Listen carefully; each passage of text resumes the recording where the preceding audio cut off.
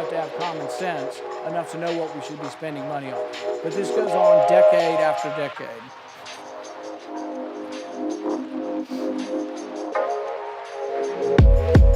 It's the school lunch program. And you might say, well, we need to help those who can't buy school lunch. So we have a school lunch program. Except for what we discovered was $158 million was given for money to the Los Angeles School District. And it turns out they were buying things other than lunches because nobody was watching. Nobody was auditing the program. Nobody was doing the individual appropriation bills. They were passing class pans together, continuing resolutions where nobody looks at it. 700 pages and nobody reads it. And when nobody reads it, they buy sprinklers and buy things for themselves, new televisions for the faculty to watch. $158 million that was not spent on school lunches but was wasted and spent on other items.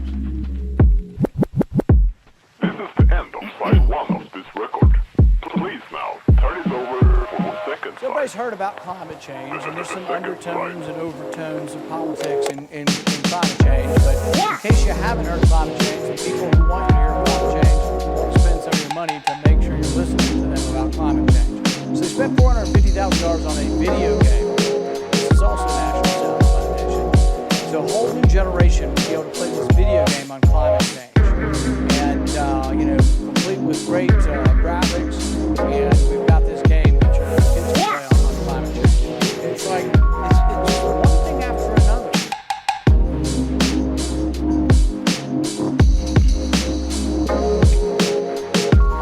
All right, you may have been on this one if you're in Washington. This one we call a streetcar named Waste.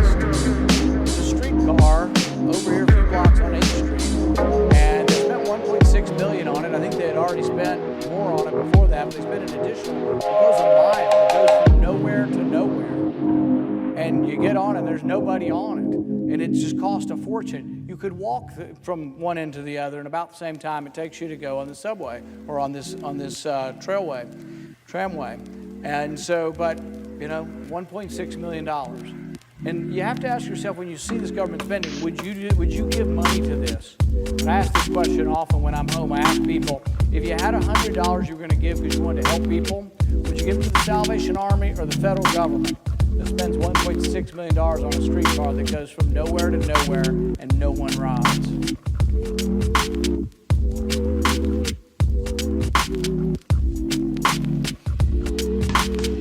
So I talked about whether or not we should be spending the money somewhere else or here. This is $250,000 that was spent on bringing 24 kids from Pakistan to space camp and to Dollywood. And you can say, well, that's good relations. Now we're going to have good relations with Pakistan. They're no longer going to kill Christians, put them in jail, or burn our flag. Maybe, and I'm not against interaction. And in fact, if this were some kind of privately funded group that wanted to have some money to have interaction between us and Pakistan, I'd probably be all for it. But first, the price tag's a little scary to me. $250,000 for 24 kids. But then I also think I represent a lot of people in Kentucky who don't have the money to drive down to Huntsville and go to space camp with their kids. So really, should we not sort of readjust our priorities and start thinking, do we need to take care of ours at home here before we start shipping our money overseas? Or do we really need to think about, can we afford to just keep borrowing money for projects like this?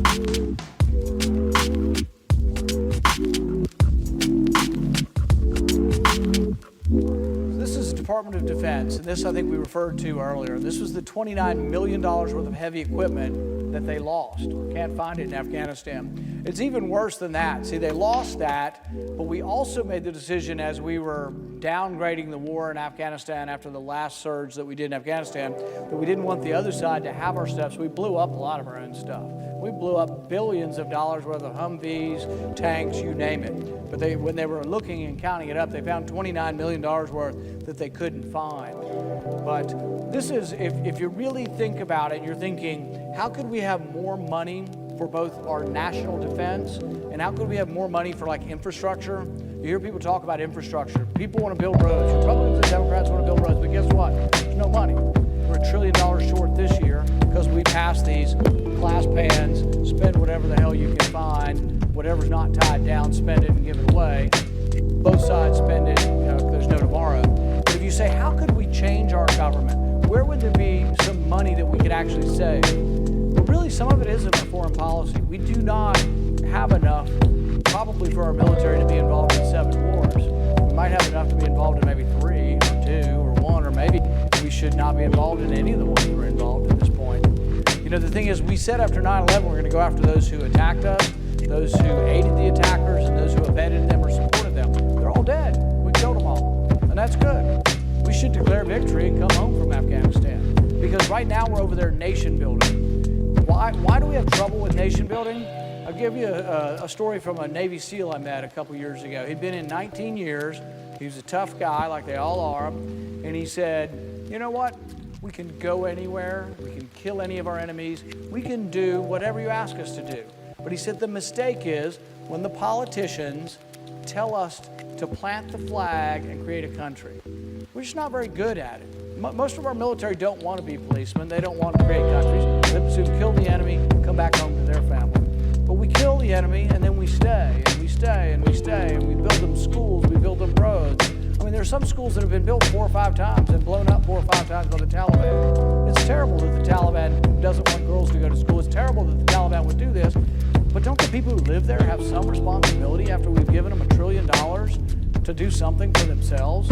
And will people do something for themselves if you keep doing it for them? So really, there has to come a time when we come home. We spend $50 billion a year in Afghanistan. Our mission's over and we should come home. $50 billion a year that could be spent on infrastructure if you wanted to do that, or in maybe not having $1 trillion debt next year, or deficit next year. We're in a bunch of different places though. When the soldiers were killed in Niger not too long ago, or Niger, a country in Africa, many people didn't even know where the country was, much less we had 800 troops there. You say, well, it's only 800, it's not that many. Well, the problem is 800 sometimes becomes 8,000, sometimes then becomes 80,000. Because we get in the middle of a civil war, and some of our guys get killed, we're like, well, gosh, we got to do more, not less. And nobody wants to come home after people have been killed. They want to go in and punish the enemy. But I don't know who the good people are in Niger, or who the bad people are, what they're fighting about. And so I think sometimes it's very unclear who the good guys and bad guys are. We've been involved in the Syrian civil war for a long time, and we aided a group of people that many of them call the moderate Syrian rebels. Well, it turns out the moderate Syrian rebels were jihadists often. They hated Israel, though people that didn't hate about as much as Israel as us. We gave anti-tank weapons to one group, and the leader of the group, within a week of getting our anti-tank weapons, said, you know, we want them to fight ISIS. They said, the hell with ISIS, we want to attack Assad. When we're done with Assad, we want to attack Israel and get the Golan Heights back. These are people we give weapons to. Poured hundreds of tons of weapons in there with Qatar, a lot of our weapons and a lot of our dollars running through Qatar, running through United Arab Emirates, running through Saudi Arabia, just poured in there. But a lot of weapons went into the wrong hands. We kept supporting these moderate fighters that didn't fight. We spent $250 million training 10 of them. We trained 10 fighters for $250 million. We sent them into battle and they were captured in the first 30 minutes. But then guess what happened recently? And we'll give President Trump some credit for this. They decided to ally with whoever was fighting the mess over there to bring down the Kurds were. Both the Syrian Kurds and the Kurds that live in Iraq. And they did fight. But now, you know, the question is, oh, now Turkey's unhappy with that, so we're going to throw the Kurds under the bus in favor of Turkey, that has a leader that really has no use for us at this point either. It's very, very confusing who the enemy is and who our friends are over there. But it's also very, very expensive. I think we have to defend ourselves, and we may occasionally have to attack the enemy overseas. But the thing is if we go and stay for decade after decade, you know, in Iraq, they said, oh, we didn't stay long enough. How long's long enough? 100 years? 200 years? Forever? They don't see us, you know, we said they're going to treat us as liberators. They kind of see us as occupiers. Afghanistan has hated every country that's ever come in there. They didn't like the Russians occupying them. They didn't like the British occupying them. They don't like us there.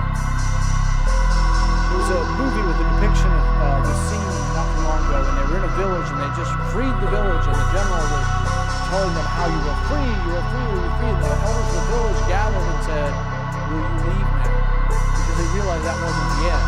And then eventually the Americans would leave when they left the Taliban and come back. And we just have to rethink, are we going to be at war forever? Can we afford it? And maybe do we have to think about maybe whether or not we should do some nation building here at home and not always abroad. We have to think about the unintended consequences of what we do as well. And I'll give you an example of that.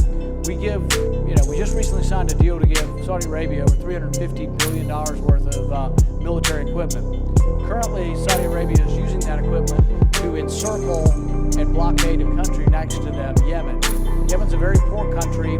They import about 80% of their food. They're one of the poorest countries on the planet, and currently 17 million people live on the edge of starvation. People convince themselves that, well, there's some Shia that are supported by Iran, and we don't want Iran there, so we got to support the Sunnis. Does anybody remember who attacked us on 9/11? Well, the Shias, it was the Sunnis. Most of the radical jihadists, the ones that were trying to get into our country, in fact, I don't know of any Shia terrorists that have been here. We've got plenty of Sunni terrorists. All the 16 out of the 19 hijackers were from Saudi Arabia. We just released documents last year, the missing pages from the Saudi Arabia investigation of 9/11 Commission that shows that there's a possibility they were complicit in those things. They're not exactly a free country. They're a monarchy that is actually having power consume and concentrate in one person's hands more and more. So we have to decide what wars do we need to be involved in. Our founders were very clear about this. Our founders didn't like war, by the way.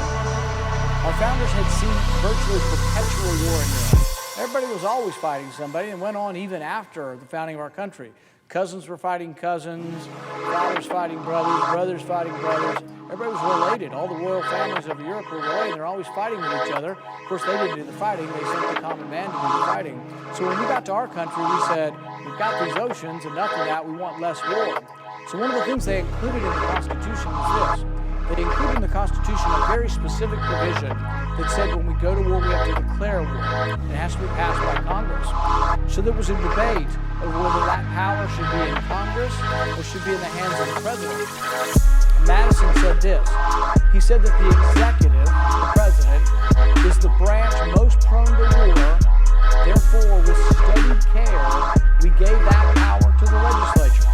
So war is supposed to be determined by us, and ultimately us as representatives of you. It didn't happen that way. It hasn't happened that way for a long time. Why are we at war in 7 different places? We don't vote on it. We haven't voted on anything really since the proclamation for the Iraq War, which I think was a mistake. We at least voted on it back in 2002. We voted in 2001 to go into Afghanistan for those who attacked us. We haven't voted on anything since. They said, oh, the 2001 proclamation gives us the power to go anywhere. Because these people could somehow tangentially, most of the people fighting that weren't even born and had nothing to do with 9/11 and nothing to do with Afghanistan. And yet we're in perpetual war and we haven't voted on it. So once again, it's the process that's broken, like the budget. So we have extraordinary waste and your money gets burned and put in a closet and thrown down a waste hole because we don't do the right process of following our money. And war is somewhat the same way. We get involved in war in too many places because we don't have a vigorous debate. When we go to war, I tell people that should be the most important decision we ever make, the most important decision a legislator ever makes. It should be a profound, moral, personal decision, as if your kids are going, as if you were going. And it should be a heartfelt debate, and everybody should speak out, and we should try to figure out whether it's right to go to war. And interestingly, when we've been attacked, we've been nearly unanimous. When we were attacked at Pearl Harbor, they voted. I think one person opposed it in Congress, and everybody else voted for it. When we were attacked on 9/11, same thing. And I would have voted for that response. We should have responded. It was the right thing. But we voted. We did the right thing. But since then, we're now at war everywhere in countries that most of us haven't heard of, fighting on one side or the other, and we don't even know what we're fighting for, and it costs an extraordinary amount of money, but we're not voting on it. Maybe if we did the right thing, maybe if like appropriations, we passed the appropriation bills, maybe if war, we voted on it, we wouldn't be in so many places. But they're all interconnected because they're interconnected to the shortness that we have in money. The last thing I'll get to is something called the debt ceiling. The debt ceiling is something that has been a limitation on how much we spend, and we have to vote on it, and it's an unpleasant vote. And so they try to either do it for a long period of time or try to stretch it beyond elections. So this bill, the 700-page bill that no one read, that will continue all the spending and will not reform your government and is irresponsible, the one we will pass later tonight, that 700-page bill also allows the debt ceiling to go up. Historically, we would let the debt ceiling, our borrowing limit, we would let it go up a dollar amount. We'd say, well, we've got to borrow money, and it looks like we're going to need $1 trillion. But you know the way they do it now? It's like everything else around here. We bend, break the rules, and then somehow there's a little bit of deviousness to it. The debt ceiling will go up in unspecified amount. So as much as you can borrow between now and November, go for it. So there is no limitation. The debt ceiling becomes not a limitation at all. They're still taking the vote. Although many people don't even want to vote on it anymore. They just want it just to happen. They say, well, you voted for the spending. I personally think the more obstacles we have in place to spending money you don't have, the better it would be. But the debt ceiling will go up in an unspecified amount. There will be a credit card that will be issued for the United States that has no limits. And this is a problem. So everything about this stinks, to tell you the truth. Everything about this process, and the media doesn't even get it. The media does you such a disservice. They can't even understand what's going on sometimes. They're like, bipartisanship has broken out. Hallelujah. Republicans and Democrats are getting along, and in reality, they should be telling you, look for your wallet. Check your pants to make sure they haven't taken your wallet. Because when both parties are happy and both parties are getting together and doing stuff, guess what? They're usually looting the treasury. And that's what this bill does. It's going to loot the treasury. It spends money we don't have. We will have $1 trillion deficit. $1 trillion. And what I would say to my Republican colleagues, you don't see them here, I'm not sure they are. But what I would say to my Republican colleagues is, I know every one of you. I know every one of you. I've seen your speeches. I saw every one of you go after President Obama. Was that all just empty partisanship? Do you not really believe it? Every one of them in their states, I promise you, every one of them went home and probably will go home next week and say how they're fiscally conservative and they're against the debt, and almost all of them are going to vote for this new debt. Almost all of them are going to vote for $1 trillion debt in 1 year, and every one of the Republicans, at least, was against President Obama's debt. At least the Democrats are honest. They're not too concerned about the debt. Well, they are sometimes. They're concerned about the debt when it comes to taxes, because they don't want people to keep more of their own money. They're afraid somehow of the imbalance of that. But the thing is that we do have to watch the balance of money, how much comes in and goes out. And some have said, well, how can you be a deficit hawk if you voted for the tax cut? Well, one, because I think you own your labor, you own the fruits of your labor, you own all of it. You give up some of your labor to live in a civilized world. And so my question to you is that everything you make, everything you own, everything that comes from the sweat of your brow and the work of your hands is yours. And if you give up some, you're giving up your liberty. And you give up a little bit of your liberty, you give up a little bit of your wages to live in a civilized world, to have law and order, to have some government. So I'm okay with that. But I ask you, do you want to give up more or less? Do you want to give up 100% of your paycheck, or do you want to give up 10% of your paycheck? We should always be about minimizing government. So taxes really are about how much of your liberty you get to keep, how much of the liberty to continue spending your own money. And the other side of the ledger is the spending. We're going to have some government spending, yes.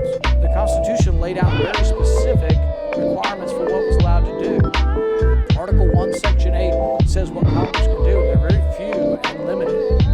And yet what happened over time is that we began doing a lot of things that aren't there. What they said in the Bill of Rights was pretty important, though, the 9th and 10th Amendment. The 9th Amendment says that those rights not listed are still yours and not to be disparaged.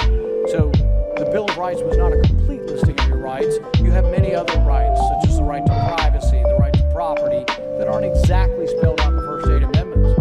But then the 10th Amendment said something really important, too. They said if the Constitution didn't explicitly give that power to the federal government, it's left to the states and the people respectively.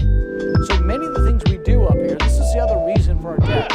There are checks and balances within the process. We're supposed to do appropriation bills and all that. That might or might not work. It can't be worse than what we're doing now. But the real check and balance is the Constitution. So the Constitution has these limits on how big government can get and what government can do. And if we obeyed the Constitution, you would have a balanced budget every year. If you had a balanced budget every year, would there still be things the government does? Sure. But we have to assess as a people. We have to decide, and really this is the ultimate decision American people have to have. Are you going to cheer for the Republicans and Democrats holding hands and having $1 trillion deficit, or are you going to say to yourself, I'm suspicious that the Republicans and Democrats are clasping hands and giving us $1 trillion deficit? Is it a good thing? Are we so excited about civility that we don't care what the result of civility is? Or are we really sort of misguided in thinking because people aren't yelling at each other and that they've bridged their differences, but that the compromise means that we're all going to spend more money, we're going to ignore the Constitution, the waste is going to continue on, and nothing will be fixed? Are we so sold on civility that we're willing to give up on and just say, oh well, at least we're getting along together. As long as we're getting along, that's all we want. I think we're smarter than that, and I think the American people are more perceptive.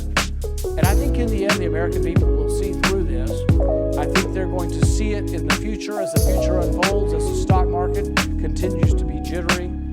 I think they're going to see it as we move forward, and the ramifications of having so much debt come home. This could be higher interest rates, and those affect not only you personally, but can also affect the massive government programs that we have, Social Security and Medicare. The borrowing that we do for our interest is one of the larger items. I think it's the third largest item that we spend right now. And so as interest payments grow, it crowds out other things. And so right now we've got, we're still paying government interest probably in the low 2% or a little bit more. Imagine what happens when it's 5%. Even if interest stays at 2%, because government is growing and we have a bigger and bigger debt, we're going to have an $800 billion interest payment. It'll be the number one item. It's going to crowd out everything else. So there are ramifications. There are people who say that when you're at 100% of your GDP, like your whole economy, when your whole economy equals your debt, that you're at this sort of precipice. You're at this point where you may reach a point of no return. There are ways we can fix this. Later this year, I'll offer a budget that freezes spending. And you say, well, how bad could that be? We're just going to give government the same amount they had last year. If you freeze all spending, everything everything that we spend money on, you balance the budget within about 5 or 6 years. And you'd get things back in balance if you did it. But if you talk to people up here, they would freak out. And I promise you'll probably get 10 or 15 votes for freezing spending to try to get it back in order. But this is what we have to ask as American people. Are you happy with your government? Are you happy with trillion-dollar deficits? Are you happy with people who just don't seem to care? They care somehow more about this clasping hands and everybody gets everything and you get to get home for the weekend. But I think the ramifications for our country are severe and significant. And what I would ask my colleagues, as well as those across the country, is basically, what do you want from government? Do you want some physical item? Is government here so someone can get you something and give you some physical item? Cell phone, car. Is that what government's for? Or is government here to preserve your liberty? See, most of us, I would say some of us, believe that your rights are from God, that they pre-exist government, and that really government's job is not to get you stuff. Government's job is not to get somebody else's stuff for you. Government's job is to preserve your liberty, to preserve your natural God-given rights. And in doing that, you may acquire through your liberty, through your hard work, you may acquire stuff, and the government helps to prevent your neighbor from stealing it, but your government shouldn't be the one stealing it from your neighbor and giving it to you. And besides, we look at the ramifications of a society where we do think that we're going to take from one and give to the other, do it through this government transfer program. When we look at that, we ask, is that good for the person? There's a good friend of mine who talks a lot about self-esteem, and I like the way he puts it. He says that self-esteem cannot be given to you. People say, well, we need to have everybody get a trophy, everybody gets first place, we need to, whether Johnny can read, we need to pat Johnny on the back and make sure Johnny feels good about whether he can read or not. And in reality, the only self-esteem you get is from achievement. Some people say, oh, that's easy to say if you've achieved or done something. Really, you can have achievement at anything. It's a little bit akin to some of this talk we've had about, merit immigration. There's merit to hard work, picking tomatoes. There's merit to being a doctor, a lawyer, a professor. There's merit to so many jobs. And that's also where your self-esteem comes from. One of the things we've done in our country is we are destroying the self-esteem and motivation of the country. What goes along with that? When we've destroyed your self-esteem and you no longer leave your house, weight problems, drug problems, and all the things that ensue from that. And people say, oh, you're simplifying addiction. It doesn't all come from big government. Maybe, maybe not. but I think there's a correlation. There's a correlation to not working and the disease that comes from non-work. You say, oh, you're heartless. You're just saying that everybody should work and they're not jobs.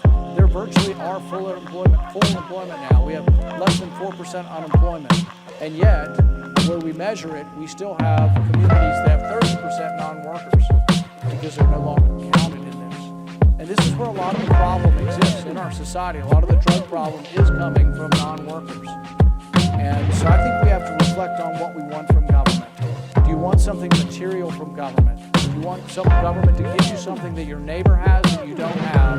Or do you want government to protect your God-given liberty? And I think if we realize that the abstraction of liberty is something amazing and incredible, and that's what our government's about, maybe we would bicker less.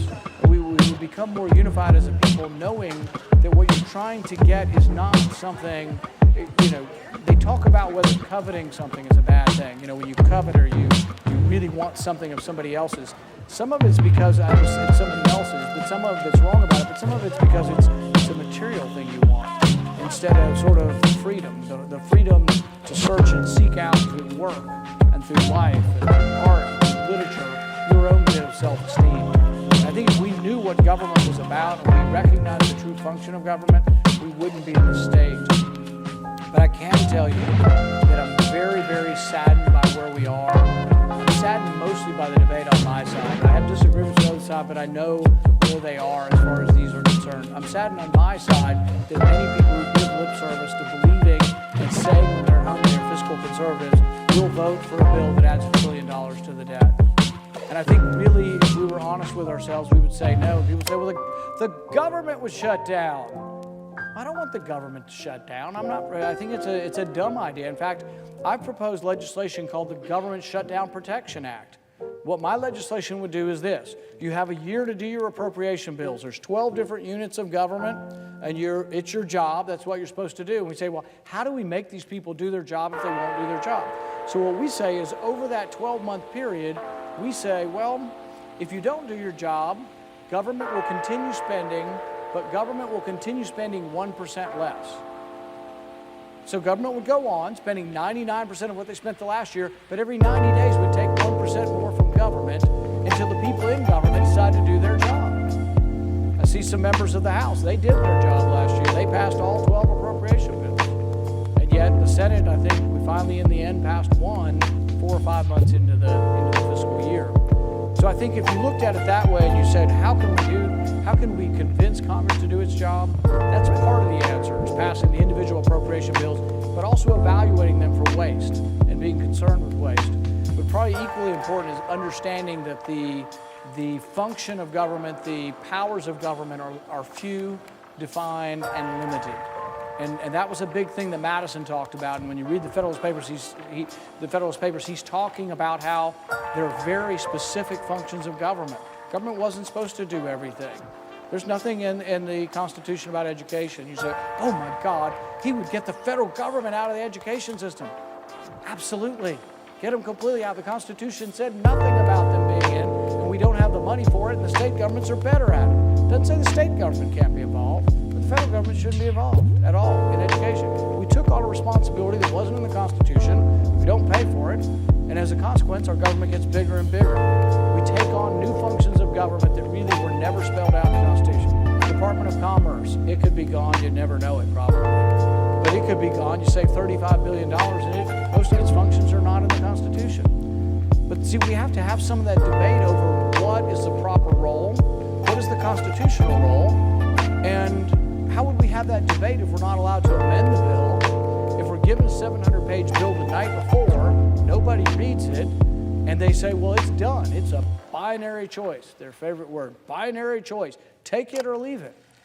Well, I'm leaving it. I'll have nothing to do with adding $1 trillion debt. I could not go home and look my wife in the face. I could not go home and look my friends in the face. I could not go home and look for anybody that voted for me and look them in the face and say, oh yeah, old President Obama, he was terrible. $1 trillion deficits as far as the eye could see. Oh, but the Republican deficits, they're not quite as bad because they're just $1 trillion.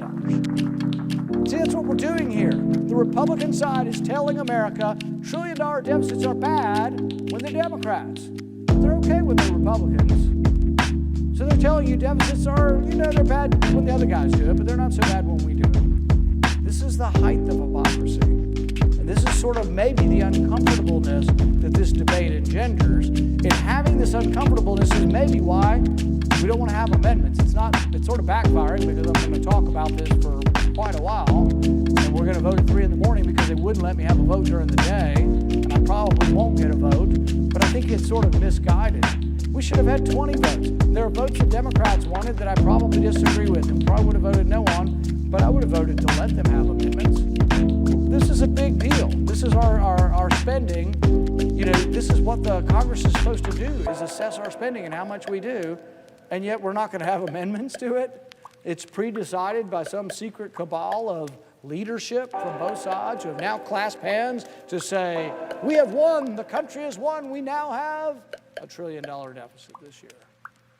The American people are losing by this. And so I think we have to figure out a better way. We have to figure out a way where we do our job, which is each of the individual appropriation bills. We look and we scrutinize waste. I showed you some of the William Proxmire Golden Fleece Awards from 1968. And the same agency that's been wasting that money is still here. They haven't limited their budget. Their budget's probably tenfold bigger than it was in 1968. And we're still doing the crazy stuff. Actually, the last one, let's do the quick one. I can't resist.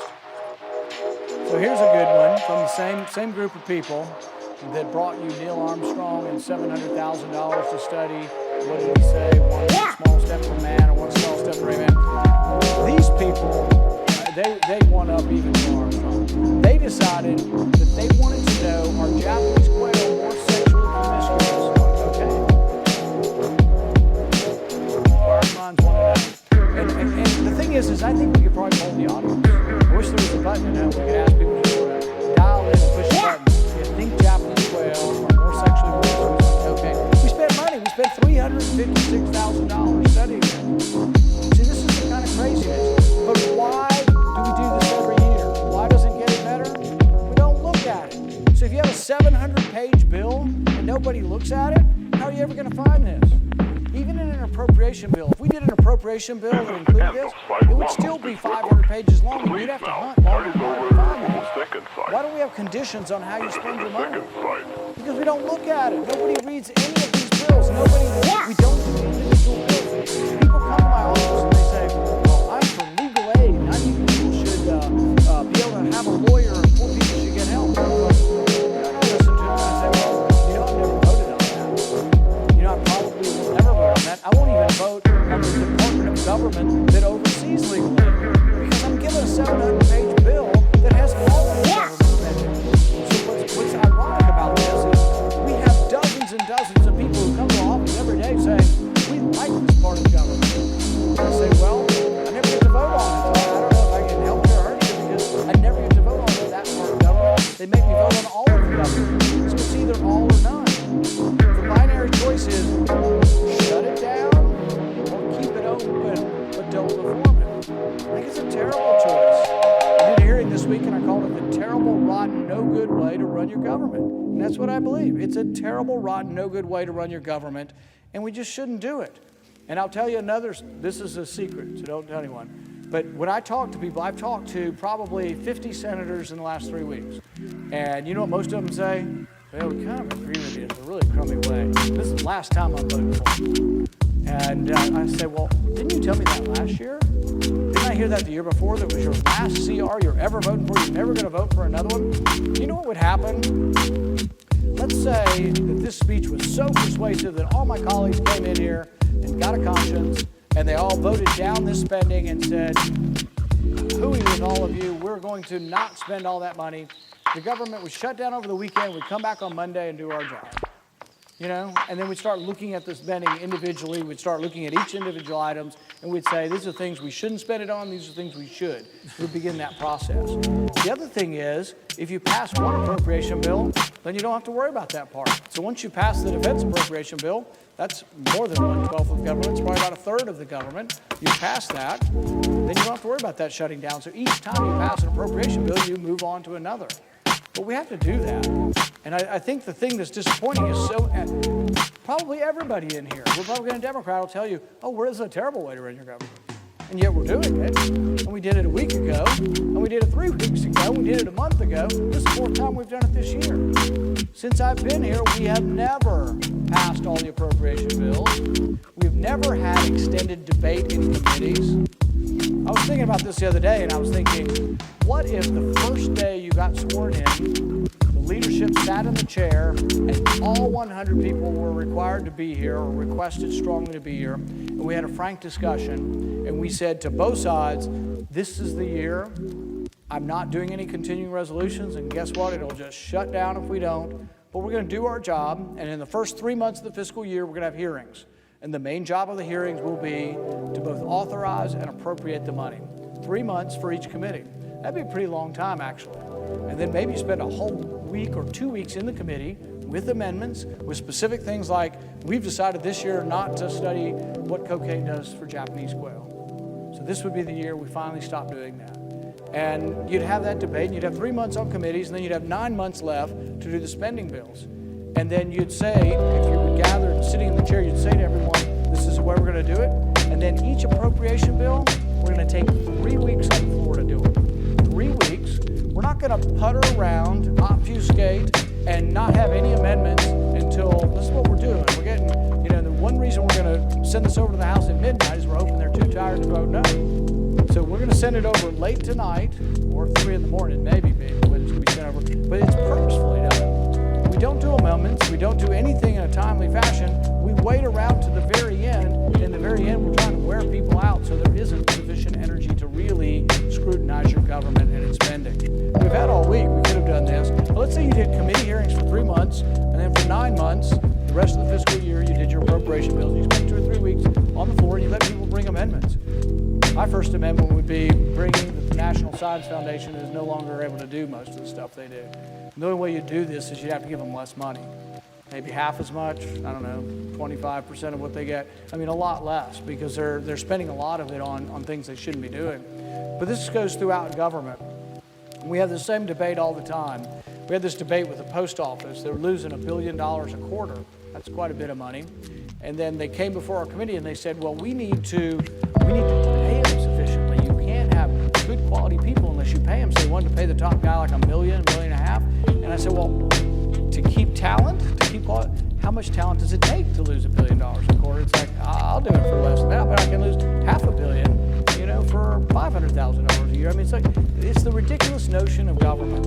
And sometimes I wonder, I think, are the people in government, is government inherently stupid or populated by people who are inherently stupid? And I don't think so. I think there are well-meaning people in government. So they're not inherently stupid, but they don't get any of the right and proper incentives. And so think about it in your life. If I were to ask you for $10,000 each, and I say, I've got this business proposition, will you give me $10,000? You're going to think long and hard about what you had to do to get the $10,000. And if you give it to me, you're probably going to have a little pang inside, hoping you get it back, and hoping I pay dividends to you to get your money back. It's really a heartfelt decision. It doesn't make it always the right decision, but it's a heartfelt decision. And if you really, really struggle with every fiber of your being to make sure you made the right choice, even though it's not always going to be right. In government, imagine your city council person, $10,000. It's not their money. And then imagine that you go to state legislature and it's not $10,000, it's $2 million. Then imagine you get up here and it's now $2 billion or maybe $200 billion. It's not their money. And so when you look at government, you say, why is government so bad? Milton Friedman hit the nail on the head. Milton Friedman said, nobody spends somebody else's money as wisely as their own. That's the truth of it. And that's the way government is. So government will never be efficient because of the very nature of government. It's not an argument for no government, but it's an argument for minimizing how big government is. Government should never be involved in something that somebody else is already doing, or the private sector can do. Because government will never be as efficient, because nobody spends somebody else's money as wisely as their own. Until we recognize that, which actually goes hand in hand with what the founders thought. The founders thought that people ought to be left free to do most of the things themselves, and so they very significantly limited what the federal government is supposed to do. So as we move forward in this debate, and as we look at what can be done to bring back the greatness of this country, I think we do have to be worried about the deficit. My hope is that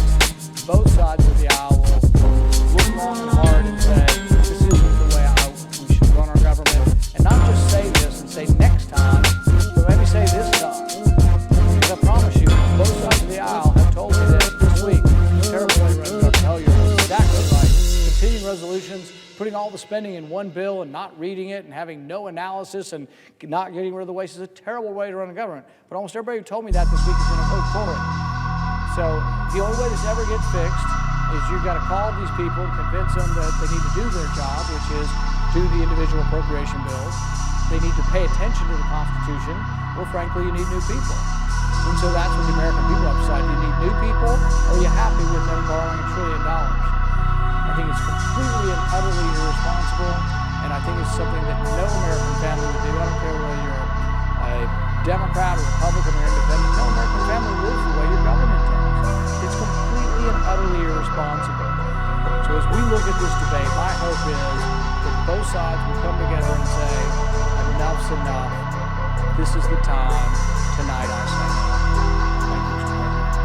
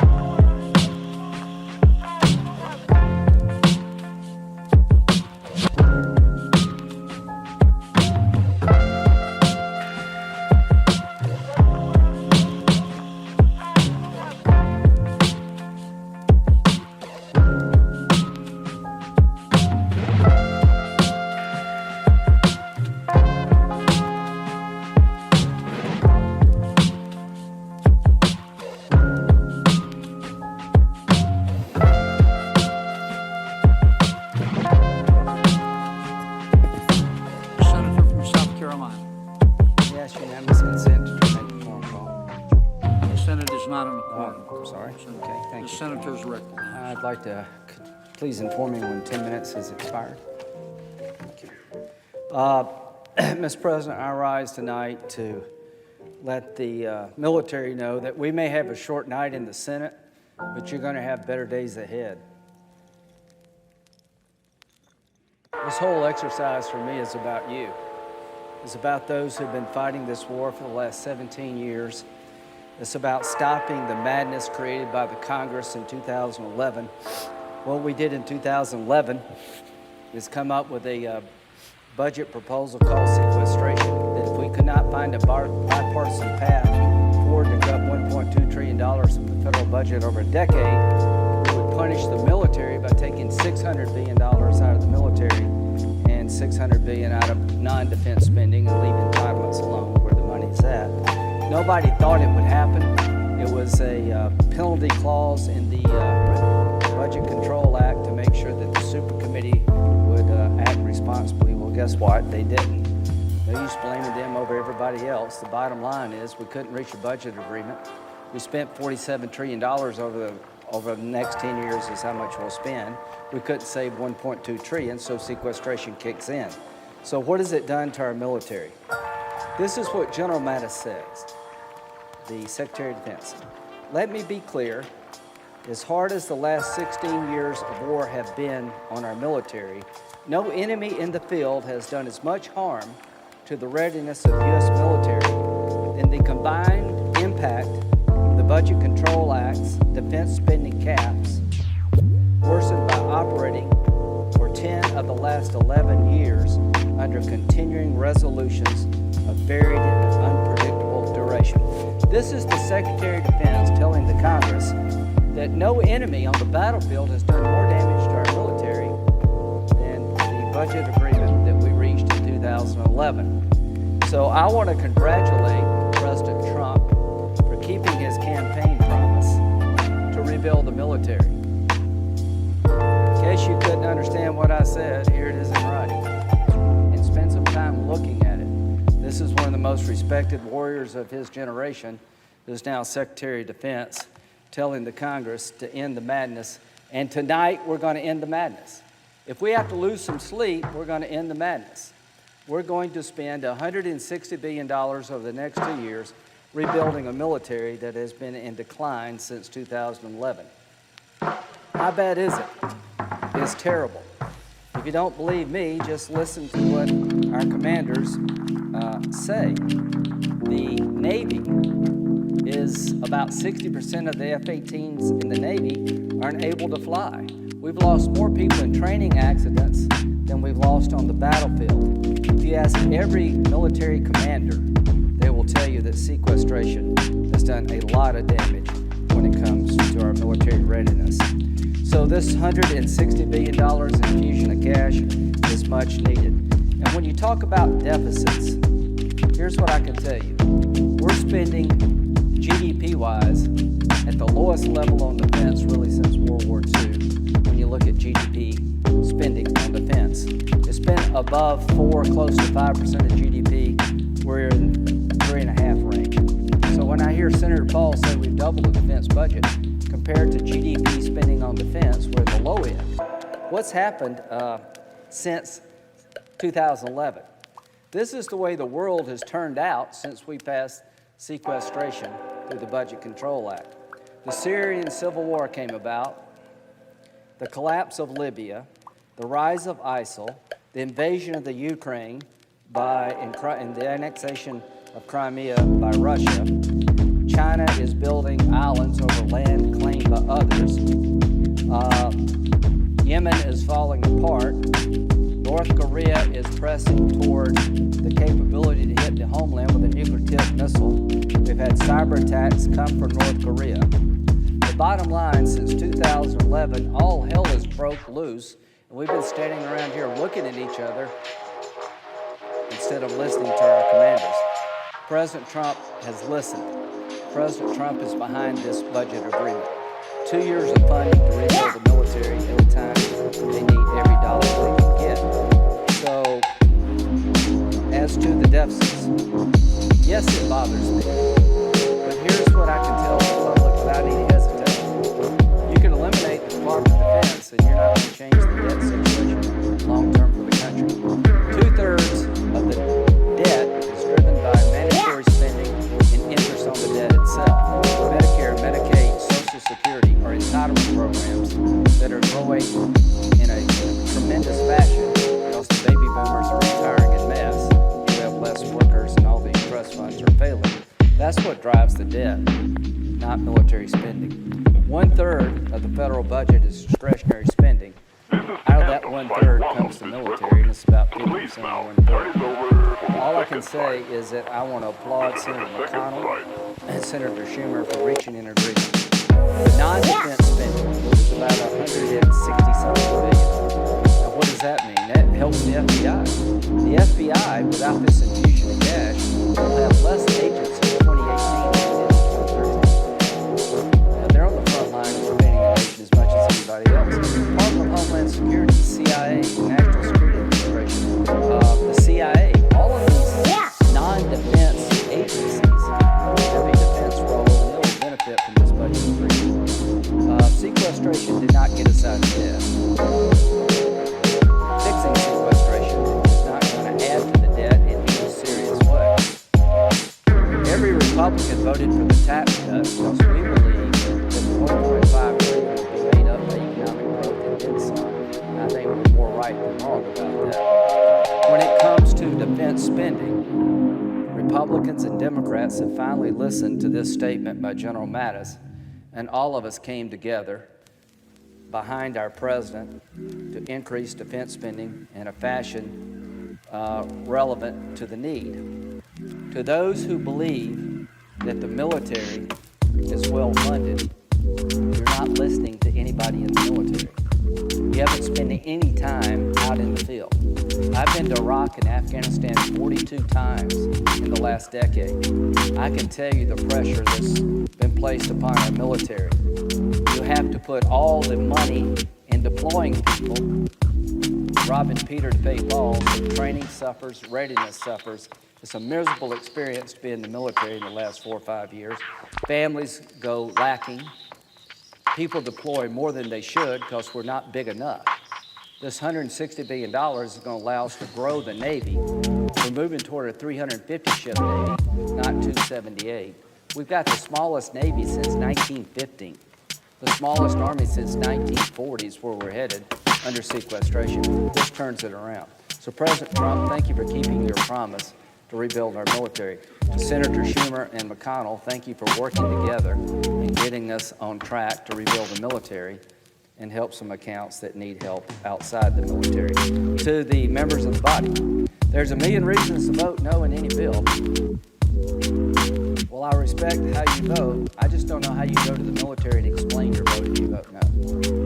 How do you tell those in uniform who are getting by under incredible, difficult conditions because they don't have the money to train and be ready?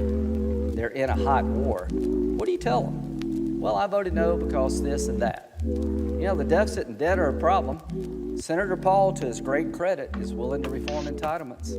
I've worked with him and Senator Lee to reform Medicare and do something about Social Security to keep these programs from going broke. So I will compliment Senator Paul. He is a man of great political courage when it comes to taking on hard issues like entitlement reform. But when it comes to the military, I could not be more different. He's holding us up. He has every right to do so. I just want to let our soldiers know and all their families that we're going to wait him out. That you're not the reason we're in debt. The money we're giving you, you take gladly. There'll be a small pay raise in here, but Senator Paul's solution to raising pay for the military is to withdraw from Afghanistan. I've not heard one general tell me that we can leave Afghanistan safely. That day will come, but we're nowhere near that day. And all I can tell the public is the last time we took our eye off Afghanistan, we got 9/11. I don't know how much money we spent after 9/11. We lost 3,000 Americans almost, based on 19 people willing to kill themselves, and they took 3,000 of us with them. Just think what would happen if we left too soon. We're not going to do that again. Never again. So I trust our military leadership. I'm proud of my Commander-in-Chief, President Trump, for giving them the ability to fight the war. The gloves are now off. They just need the resources to take the fight to the enemy and turn it around. Because what happens over there matters here. If you don't believe me, remember 9/11. So whatever it takes, as long as it takes, we're going to increase defense spending in the next 24 hours. Then we're going to start marching to fixing other problems. The Dreamers, they've waited a very long time to bring certainty to their lives. Next week, we take up their problems, their plight.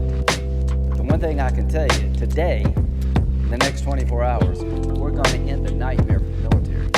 And next week, we'll take up solutions to help the DREAM Act population and secure our borders. We can do two things at once. And if you want to get the country out of debt, count me in. If you want to tell younger people they got to work longer and can't retire at 65 because we live so much longer, count me in. If you want people in my income level to take less from Social Security because I can afford to give some up, count me in. If you want people in my income level to pay more to Medicare because we should, count me in. The one thing you cannot count on me is to use the military as a punching bag and blame it on them that we're in debt, because we're not. Here's what General Mattis said. We can always afford freedom. We can afford survival. If you don't believe the people we're fighting would kill us all if they could, then you got a short memory. The only reason 3,000 died on 9/11 and not 3 million is they couldn't get the weapons to kill more of us. If North Korea keeps going the way it's going, God help us all. If the Iranians ever go nuclear, God help us all. We live in dangerous times. If radical Islam could get their hands on a chemical, biological weapon, they would use it. And the best way to keep them from hurting us here is to stay over there and partner with our Afghan partners, Iraqi partners, and others. More Muslims have died in this fight than anybody else. They've seen the faces, and I have certainly seen it. The best way to keep it off our shores is having a strong military, creating lines of defenses over there so we can be safe here. And I am very happy tonight. I had to miss my flight, not go get much sleep, but what we're doing pales in comparison to what the military has done in the last 5 or 6 years. A lot with less. They've taken on too much danger, too much risk, because the Congress has sat on the sideline and watched from all along. Well, those days are over.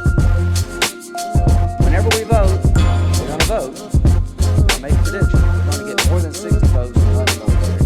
When it gets to the House, to my fiscal conservative friends, I understand there are things in the non-defense spending aspect of this we don't like. I get that. But they're Democrats in this body, and they're Democrats in the House. And they have a say. That's just the way it is. So I will sleep well tonight. I may not sleep long, but I will sleep well knowing that the men and women in uniform who have suffered so much for so long are going to be better off in the morning. So a short night for me will be better days ahead for them. And all I can say to my colleagues, don't let these groups mislead you about what your job is. Your job as a member of the United States Congress, in my opinion, is to defend this nation above all else. Without national security, Social Security really doesn't matter. Without national security, everything that we enjoy could be lost. So the primary role of the federal government, in my view, is to give the men and women in uniform, who are all volunteers, what they need to keep us safe. Come tomorrow, they're going to have more. If it means we stay up late tonight, so be it. To the congressional leadership, thank you. To the president, thank you for being a commander-in-chief we've desperately needed for the last 8+ years. To my colleagues, vote yes. You may get some criticism from people who run blogs. The next next time you see a soldier, you know that you voted right.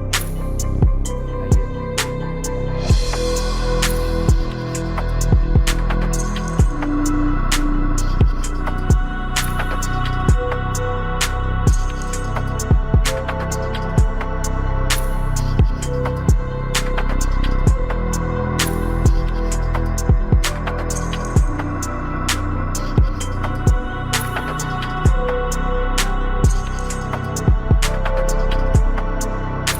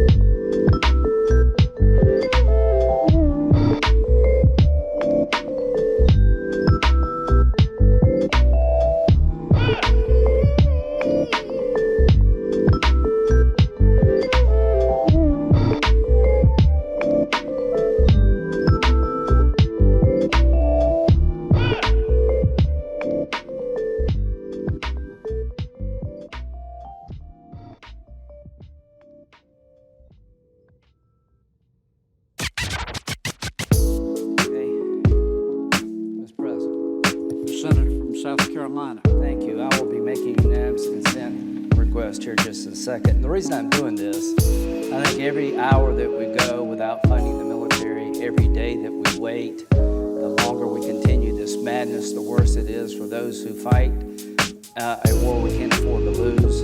I think the Congress, in the words of General Mattis, have done more damage to any enemy, to the military than any enemy on the battlefield. So tonight, I'm here speaking for you. We're going to end this madness as soon as we possibly can. I respect Senator Paul. He's a fiscal conservative, every bit of it. But when it comes to national security, not so much. So he wants to do entitlement reform. God bless him. That's where the money's at. I ask unanimous consent that, notwithstanding Rule 22, at 6 p.m. today, the Senate vote on the motion to invoke cloture on the motion to concur in the House amendment to the Senate amendment, H.R. 1892, I guess I should say 645, with a further amendment. 8 o'clock. Further, that if cloture is invoked, all post-closure timing be yielded back and the Senate vote on the motion to concur. Is there objection? Mr. President, Senator from Kentucky. reserving the right to object. I think no one in this body, more than I, wants to continue funding the military. I have 3 young nephews who serve in the military. My father-in-law was a career Air Force man. My dad served in the military. But I think it's also important when we talk about how we have a strong country is that we have to talk about solvency. And I think there comes a point in time when you borrow so much money that it actually becomes a threat to your national security. It was Admiral Milliken, former Chief of Staff, who said that the biggest threat to our national security currently actually is our debt. And so I think there is an irony in those who criticize President Obama for trillion-dollar debt deficits are now in the body saying, oh, we must pass this trillion-dollar deficit. And so, yes, I do think it's important that we have this debate. What I've been arguing for tonight is not a delay, not any kind of permanent delay. What I've been arguing for is an open debate.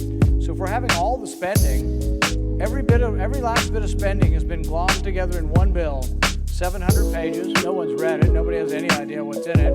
And there's no reform. I think if we're going to do that, we ought to at least have amendments and have an open debate. If we're not going to have an open debate, if it's going to be take it or leave it, frankly, I'll leave it, because I think my duty, and what I told the American people was, I care. I care about how much debt we're accumulating as a country, and I think it is a danger to our national security to accumulate so much debt. Therefore, I object. Objection is heard. Thank you, Mr. President. The senator from South Carolina. I know what's in it. $160 billion over the next 2 years that is absolutely necessary to rebuild a military that's in decline. If you don't believe me, ask the Secretary of Defense.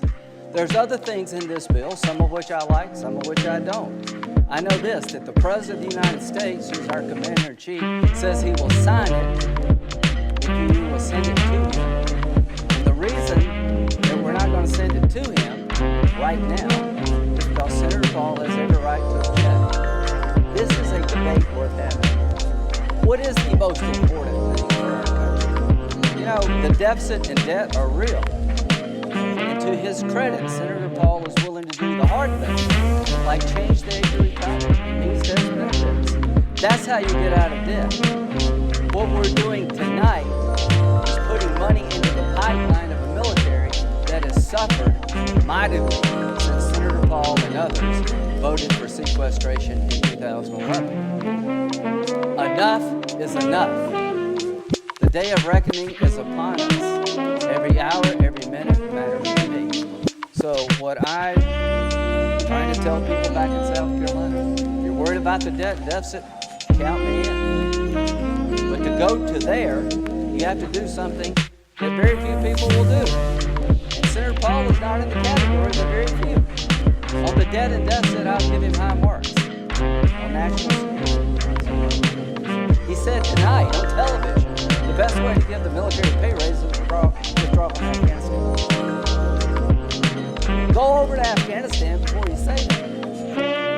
Name one military commander that believes that's a rational approach to increasing military pay. You better pay them a lot more because they're going to be fighting for a lot longer.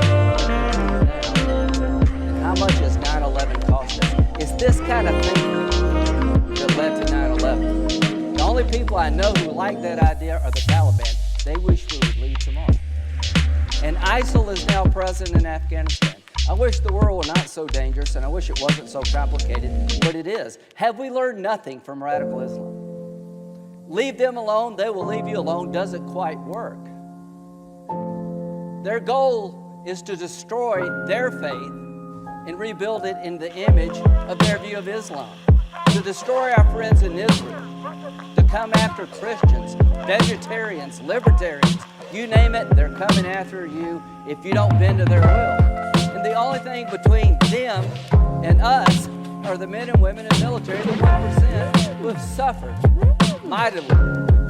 In the words of General Mattis, no enemy has done more damage to our readiness than budget cuts plus continuing resolutions. He's a nice man. Let me say it more direct. Congress has shot down more planes through budget cuts than any enemy could hope to.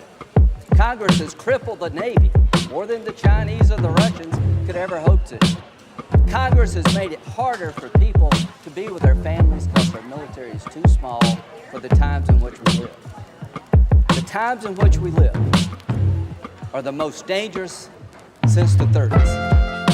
I will repeat again, the only reason 3,000 of us died on 9/11 is they couldn't find a way to kill more of us. If they can never find that way, they will do it. As long as we have some soldiers in Afghanistan, Afghanistan is not likely to be the platform for the second 9/11. If you think this is over the top, talk to the people fighting the war. Go there yourself. I spent a lot of time in Afghan prisons, detention centers, looking at the enemy as a reservist and as a senator. I know exactly what they have in mind for us. And here's my pledge to those who are doing the fighting. We're going to end this insanity. We're going to rebuild the military. As to President Trump, thank you so much. Thank you for understanding that debt and deficits are no excuse to leave the warfighter hanging out. What do you tell somebody who doesn't have the equipment they need to go to the fight? Well, the debt and deficit is the reason you don't get any more. If we have to raise taxes, whatever it is, to make sure that we can keep our military going, I will do it. And I've come to conclude, like Ronald Reagan, the best way to help the economy